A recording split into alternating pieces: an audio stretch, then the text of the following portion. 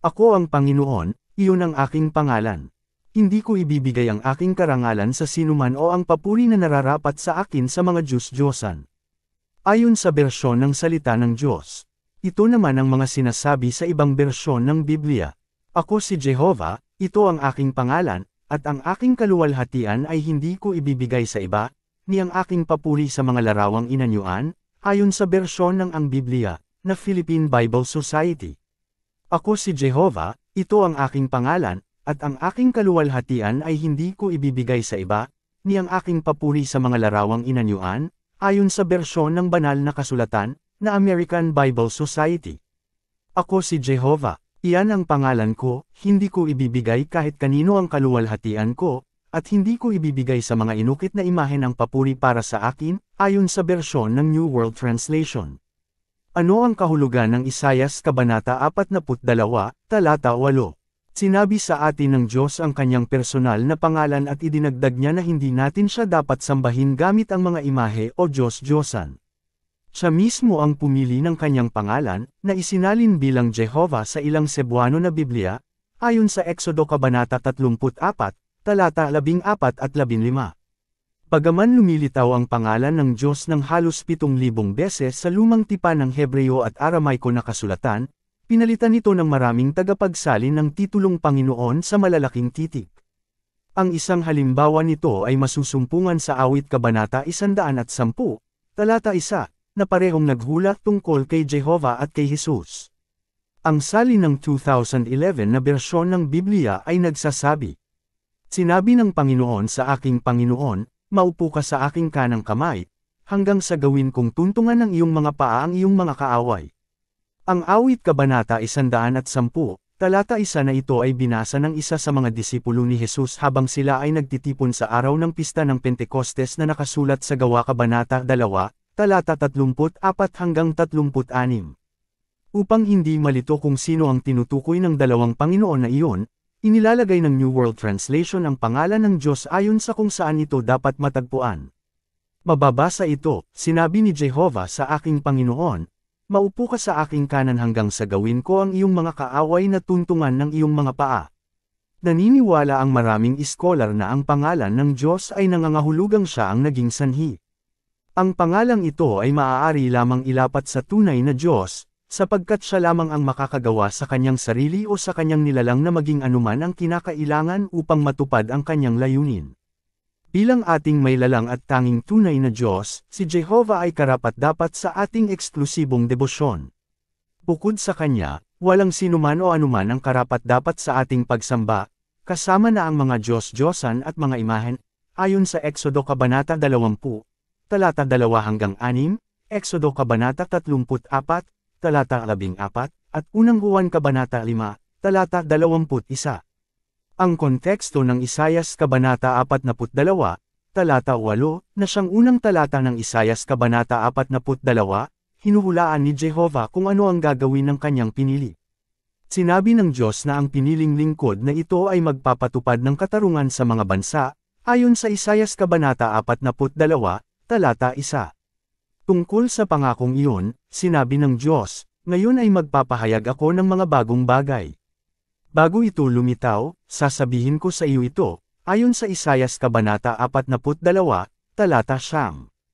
Ang hula tungkol sa pinili ay natupad daan-daang taon na ang lumipas ng ang Mesiyas, o Kristo, ay dumating at tinupad ang kanyang ministeryo sa lupa na siyang layunin ng Diyos na Jehovah na maganap, na siyang kahulugan ng kanyang pangalan.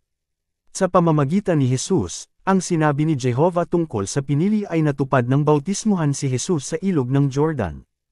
Ayon sa Mateo Kabanata 3, talata 16 at 17 na, mababasa, "Pagkatapos mabautisamuhan, umahan agad si Jesus sa tubig, at ang langit ay nabuksan. At nakita ni Juan ang Espiritu ng Diyos na parang kalapati na bumababa kay Jesus. May tinig din mula sa langit na nagsabi, 'Ito ang anak ko, ang minamahal ko at kinalulugdan.'"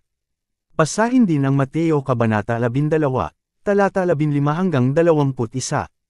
Bilang pagsunod sa kalooban ng Diyos, ibinalik ng New World Translation ang pangalan ng tanging tunay na Diyos na palaging ipinakilala ni Jesus sa kanyang ministeryo ayon sa Juan Kabanata 17, talata 3 at Juan Kabanata 17, talata 25 at 26.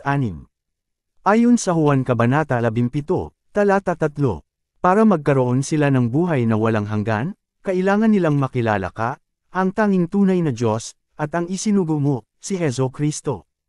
Ayon sa Juan Kabanata 17, talata 25 at 26. Amang matuwid, hindi ka nakilala ng sanlibutan, pero kilala kita, at nalaman nila na isinugo mo ako. Ipinakilala ko sa kanila ang pangalan mo at patuloy itong ipapakilala, para maipakita nila sa iba ang pag-ibig na ipinakita mo sa akin at ako ay maging kaysa nila. Sa makatuwid, gaya ng sinabi sa Awit Kabanata 110, talata 1, ang Panginoon, ay si Jehovah, na nagsabi sa aking Panginoon, na si Jesus. Maupo ka sa aking kanang kamay hanggang sa gawin ko ang iyong mga kaaway na tuntungan ng iyong mga paa. Kaya, bakit tayo dapat tumawag sa pangalan ng Diyos?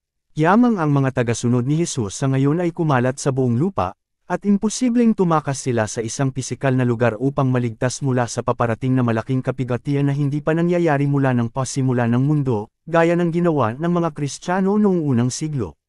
Sa ngayon, ang kaligtasan ay nakasalalay sa pagsunod sa payo ng Biblia sa Zephanias Kabanata 2, talata 2 at 3 na nagsasabing, bago ipatupad ang batas, bago lumipas ang araw na gaya ng ipa na tinangay ng hangin, bago dumating sa inyo ang nag-aapoy na galit ni Jehovah, bago dumating sa inyo ang araw ng galit ni Jehovah. Hanapin ninyo si Jehovah, kayong lahat na maaamo sa lupa, na sumusunod sa matuwid na mga batas niya. Hanapin ninyo ang katwiran, hanapin ninyo ang kaamuhan. Baka sakaling makubli kayo sa araw ng galit ni Jehovah. At ang sabi pa ng Biblia, at ang bawat isa na tumatawag sa pangalan ni Jehovah ay maliligtas, dahil gaya ng sinabi ni Jehovah, sa bundok Sion at sa Jerusalem pupunta ang mga nakatakas, ang mga makaliligtas na tinawag ni Jehovah, ayon sa Joel Kabanata 2, talata 32.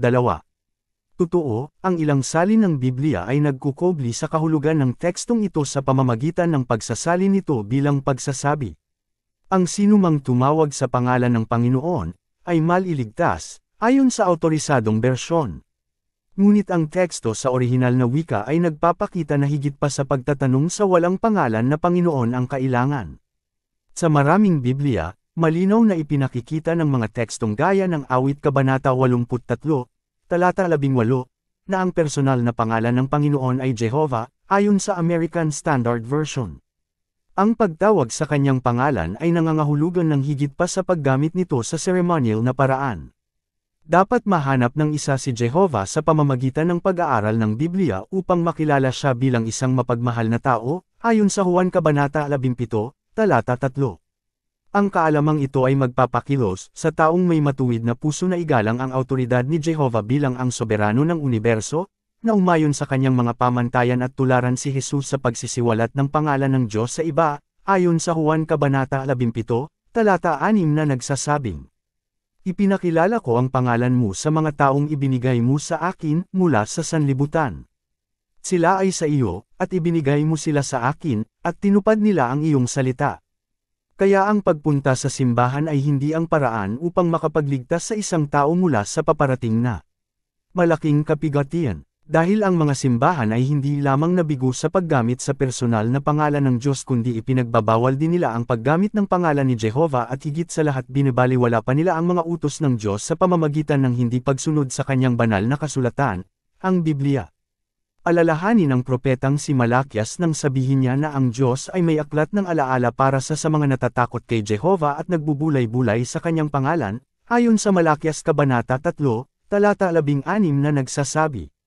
Nang panahong iyon, nag-uusap-usap ang mga natatakot kay Jehovah, kausap ng bawat isa ang kasama niya, at pinakinggan silang mabuti ni Jehovah. At isang aklat ng alaala ang isinulat sa harap niya para sa mga natatakot kay Jehovah at para sa mga nagbubulay-bulay sa pangalan niya. Sa lahat ng relihiyosong grupo na nag-aangking Kristiyano, na malayang gumagamit ng pangalan ng Diyos, si Jehovah, at lubos ang nagtitiwala sa kanya at sa kanyang mga pangako at buong tapang na hinihikayat ang mga miyembro nito na maging kanyang mga saksi ayon sa sinasabi sa Isayas Kabanata 43, talata 10 at 11. Kayo ang mga saksi ko, ang sabi ni Jehovah. Oo, ang lingkod ko na aking pinili. para makilala ninyo ako at manampalataya kayo sa akin, at maunawaan ninyo na hindi ako nagbabago. Bago ako ay walang Diyos na ginawa, at wala ring iba na kasunod ko. Ako si Jehovah, at bukod sa akin ay walang ibang tagapagligtas. Walang alinlangan, sila ang naghahanap kay Jehovah. Hinihimok nila ang iba na sumama sa kanila sa pag-aaral ng tanging tiyak na paraan upang makaligtas sa paparating na pandaigdigang apoy.